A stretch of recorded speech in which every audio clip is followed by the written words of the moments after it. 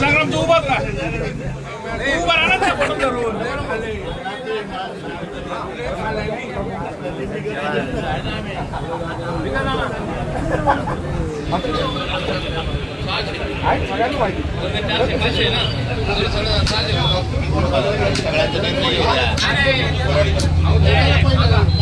घ्यायला पाहिजे नमस्ते आणि मित्रमंडळी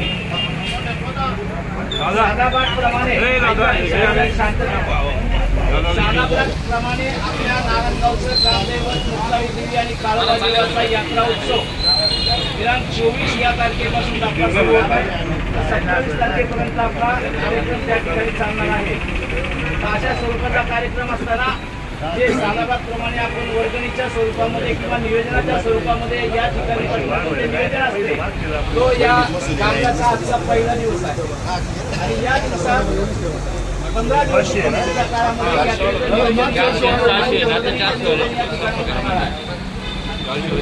याच्यामध्ये विशेषतः काही पदार्थ या ठिकाणी घडलेले नाहीये.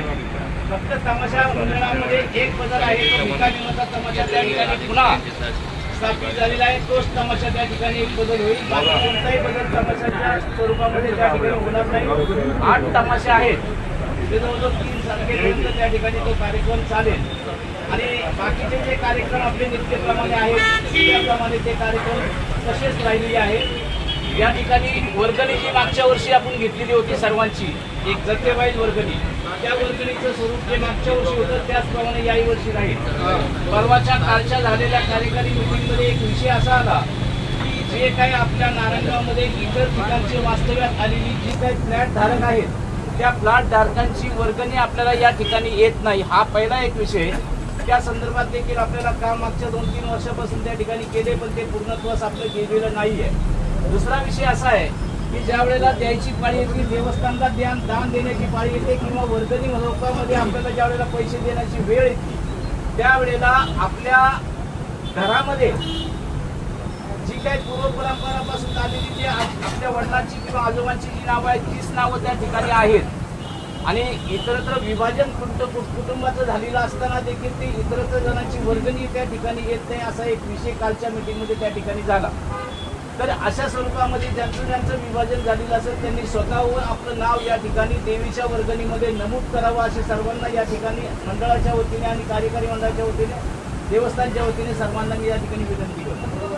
जथेवाईज वर्गणी आपली काय आजकालच्या परिस्थिती जर पाहिली तर त्याच्या पद्धतीने आपलं काय वर्गणी जादा आहे अशातला काही विषय नाही. नॉमिनल वर्गणी आपली आहे 500-600 रुपये ज्याची जे आहेत घराणेवाईज त्या ठिकाणी ती नोंदलेली आहे आणि त्याप्रमाणे आपण सर्वांनी वर्गणी देण्याचं नियोजन केलेलं आहे.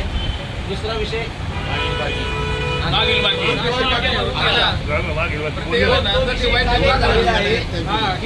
आपल्या संघामध्ये जे जे जथे आहेत किंवा व्यापारी वर्ग आहे तो व्यापारी वर्गाचे पैसे त्या ठिकाणी आपल्याला दरवर्षी सालाबादप्रमाणे येतात. एखादं दुकान जर बंद झालं असेल तर त्याच्यावर आपण काट मारतो आणि पुढे जातो.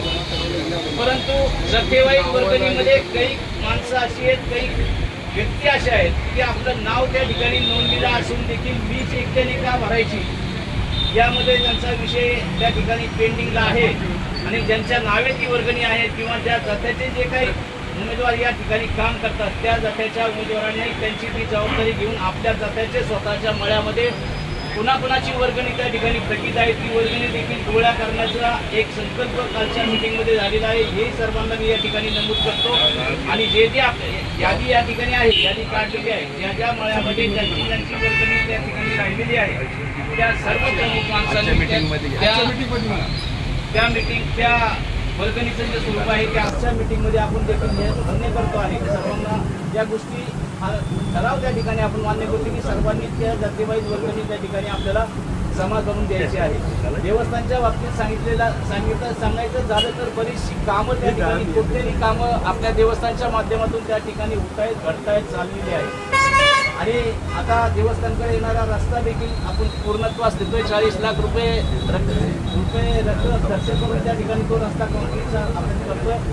पुढच्या काळामध्ये देखील त्या ठिकाणी भक्त निवासांचं नियोजन आहे. अशी अनेक कामं भक्त्यावरील कामं या देवस्थानच्या माध्यमातून त्या ठिकाणी होत असताना आपल्या सर्वांचं सहकार्य आपल्याला अपेक्षित आहे. त्याप्रमाणे ही पुढील यात्रा जी आहे ठीक आहे, गावावर गेलं कोणी येत नाही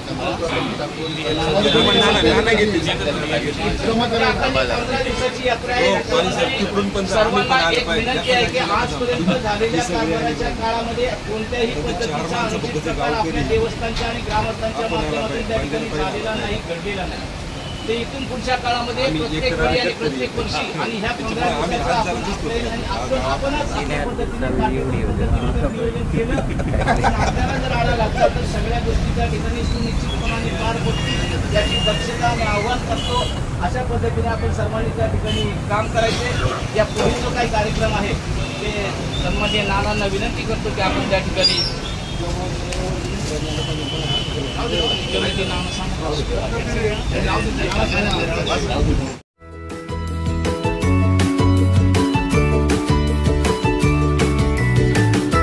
बातम्या शेतीच्या,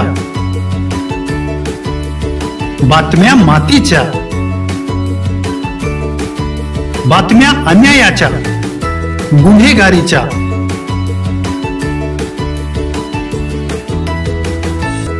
राजकारणाच्या आणि समाजकारणाच्या,